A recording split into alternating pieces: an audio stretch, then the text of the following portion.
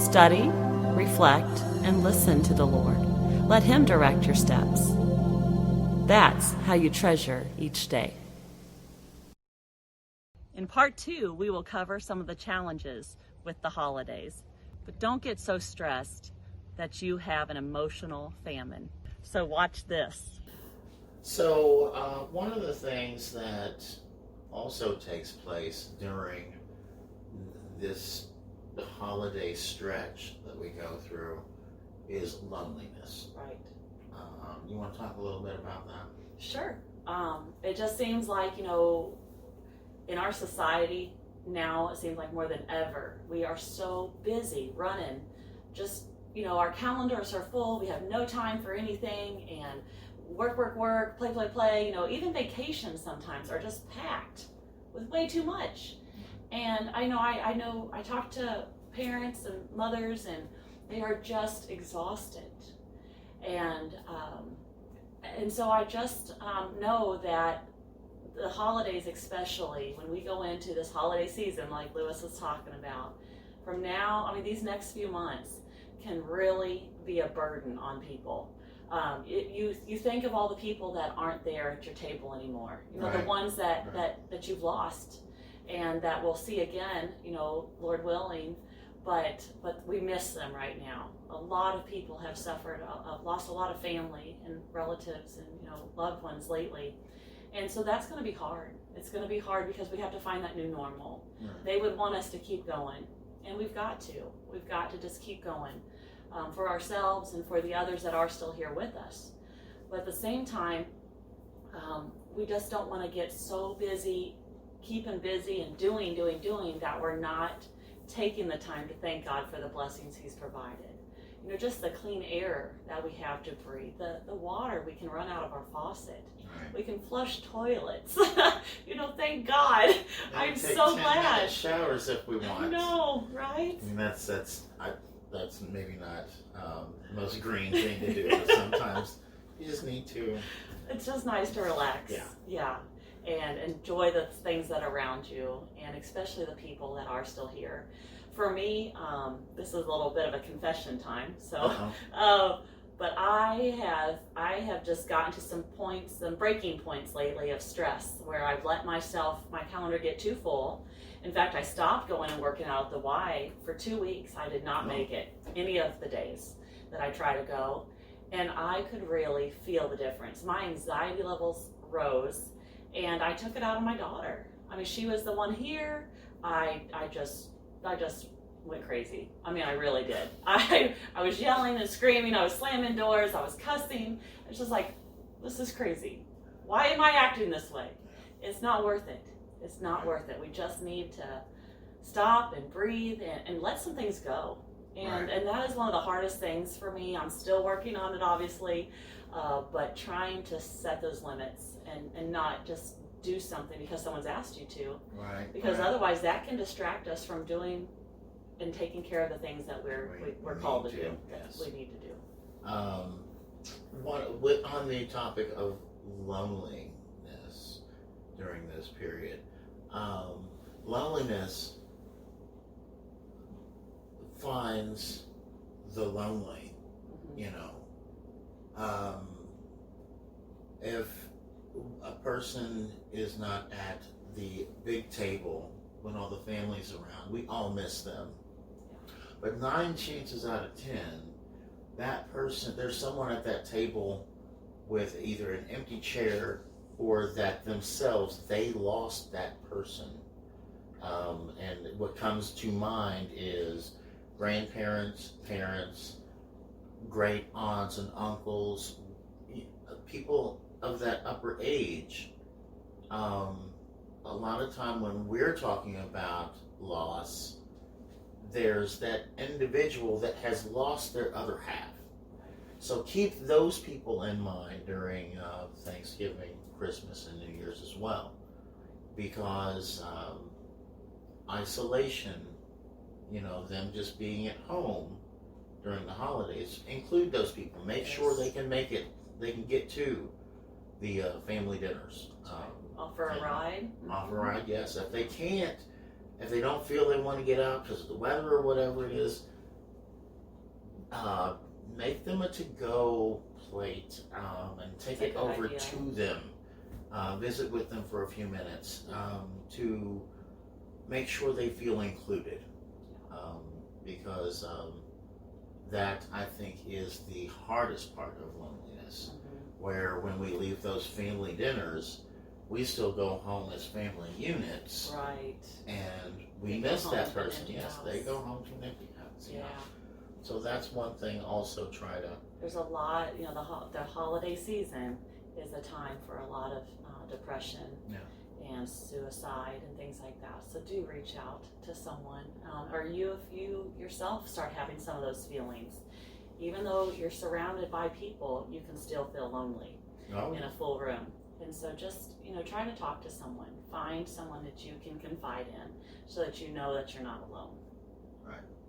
In your loneliness. I mean, because we all go through different periods. That kind of sounds ironic, but just don't, like you said, don't let yourself get isolated. And I think that's just a segment that we'll probably try to work on after this year's over with. But finding that person that you can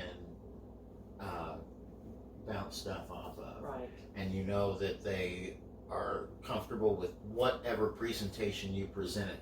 Right. Whether it be anger, sobbing, whatever it is, they're going to listen. Everyone needs to have that friend. Yes. That's not just there in the good times, but will listen during the bad times as well. So and unfortunately, we find that person through trial and error. Sometimes we get hurt, and it makes us hesitant to trust that next person. But I think that's part of life and growth. It is. Anytime that your emotions get hurt, that means something needs to be studied there. What happened to your emotions?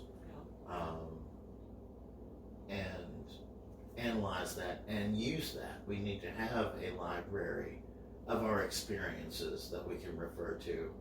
And as we're interviewing that next best friend, or that confidant, be able to refer to those things so do not get hurt in the future. But I don't know that is but here's the thing. The Bible says to keep our heart of flesh instead of letting it turn to a heart of stone. So we can get calloused and put up that protective barrier. And so here's the thing that I realize. If you're not getting hurt, you're not putting yourself out there. Okay, yes. So definitely. Yes, you do get, surprised in unexpected ways and hurt sometimes, but I guess I would rather take that chance, and yes, it is a risk of it may backfire on me, but it's better than not trying. Not knowing. And because really, that's up to them. How they handle it and deal with it. If they break our confidence, well, then I'll know next time not to confide in that person. Right. Because once I'm lied to, I have a really hard time trusting someone. That is one of my pet peeves. But anyway, I'm getting off target. Well, all needs to be said. But to wrap up on loneliness, we also want to take into consideration our men and women overseas, and I do want to also add on their families. Yes. Because there are families that do go overseas and follow their loved ones to a base of some kind. And then the father, the mother, whichever one, sometimes both even, might be deployed. Right. Then they're living on a base in a foreign country away from their other family. Right. Their So family. there's a lot of distance between a lot of family members. Yes. So during the holidays season, Thanksgiving, Christmas, and New Year's, I would encourage you to find 3 boxes that you're comfortable going through the mail. And I know this might probably not work for Thanksgiving to get stuff overseas, but definitely for Thanksgiving or for Christmas and for New Year's. We don't think of New Year's a lot as far as sending packages or gifts or something, but to get something around the New Year's date with maybe even one of the little noise makers and just some baked goods, whatever it might be, to get something That's an excellent from idea. family overseas. Just let them know back you're home. thinking of them and that you Yes. appreciate them. Yes, Sacrifices. I don't know if they still do this in school, but if you do have a family member or a friend that is in the military and they gave you an address, write them, send them some, call them if you can, because they get lonely, Mhm. they get homesick, because they can't just wake up and say, well, I'm homesick and so I want to go home. I think that's called AWOL or something like Right. that. Yeah. And bad repercussions. So keep all of this in mind, from the preparation of your turkey to including our older members of our family and in just in the community. If you've got a neighbor that you know doesn't necessarily have family that's coming around, do the Right. same. Invite them to be Yeah. a guest at your dinner. Yeah. Adopted families are great. So We talked a little bit about the ambiance, right? Right, Of yes. your Yes. of your house. Now, I'm not the best one to talk on this because I don't feel like I'm a very good host myself. I'm much better about like making some brownies and going to someone else's house. But if someone comes over, I do try to clean up a little bit. You're gorgeous. Oh, thank you.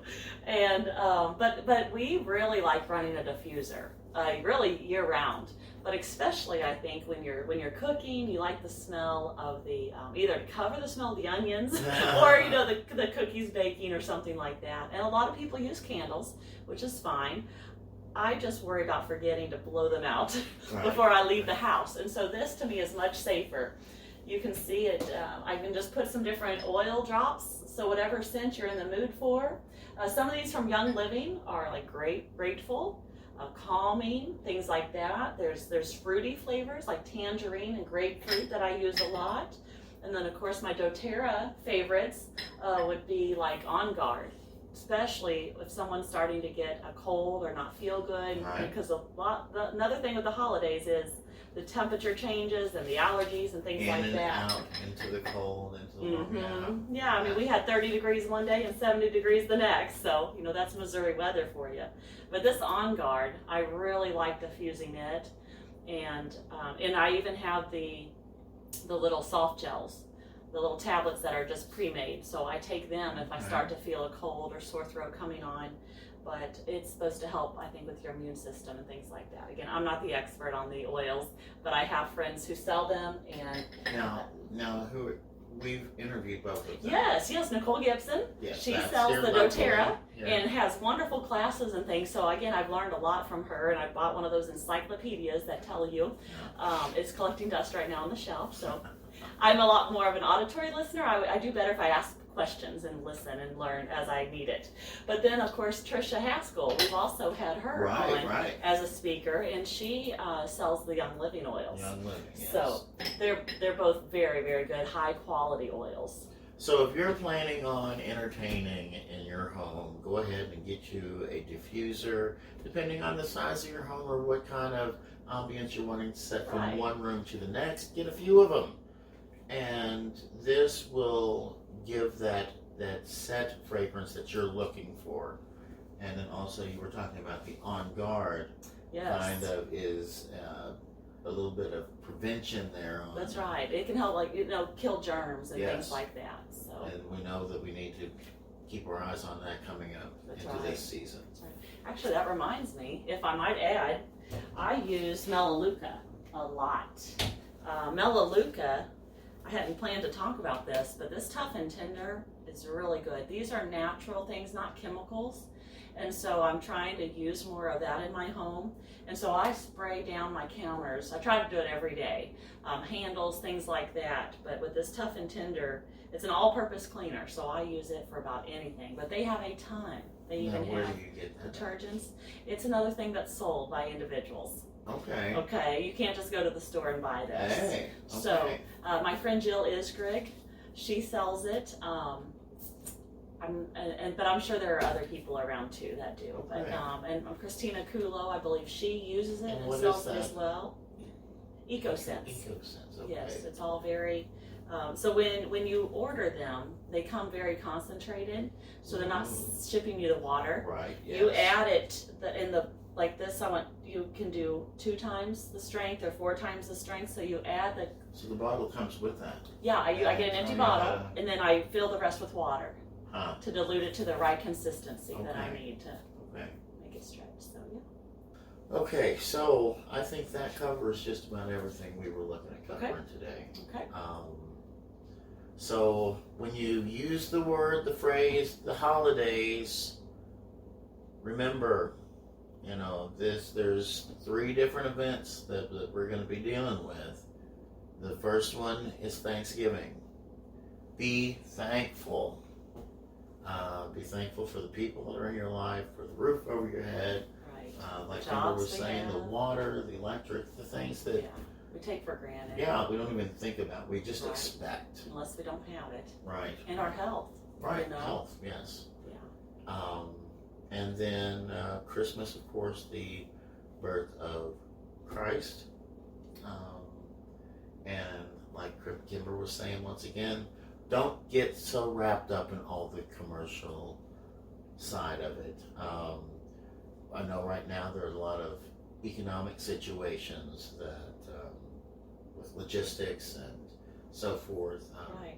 And some of them were saying that there might not be a whole bunch of products of any one product. I think that's a blessing in disguise for us. Yeah. So materialistic culture. When we were younger, the homemade gift meant the world to our parents. Yep. You'd make things at church and Sunday school. Right. They've still got that somewhere in a box, probably. Did you know Wes, at his church, when he grew up as a youth, every year, because the women would make these ceramic pieces of the nativity, and they would paint them, and then the children got to come up at Christmas and pick one piece. And so every year, they got to add to their nativity. Oh, wow. That was a really neat idea, I think, for that church. So does he still have that nativity? He does. He does. Wow. He has the pieces. They're beautiful. It's my favorite one. So that's about all I have. Okay. Well, thank you so much. Again, we encourage you to share any recipes, family favorites that you have, or special traditions that maybe you're starting or going to continue in your family. And you know what? Use the good china. It's okay. Yes. It doesn't have to just sit there. My aunt was telling me that. She got some when my grandparents sold their house and we had to clean it out. She's using the good china. My Aunt Georgie, when she has a silver, it's nice. It is nice. It's very nice. Okay, well, everyone be safe out there. We don't get to do this very often. Normally, I'm behind the camera. Right. We're scurrying about, and so just good conversation, and we'll try to do this again. Sounds good. Thank you. Thank you. Oh, and what is it? What's the last thing? Oh! Treasure each day. Bye. Check out these other episodes.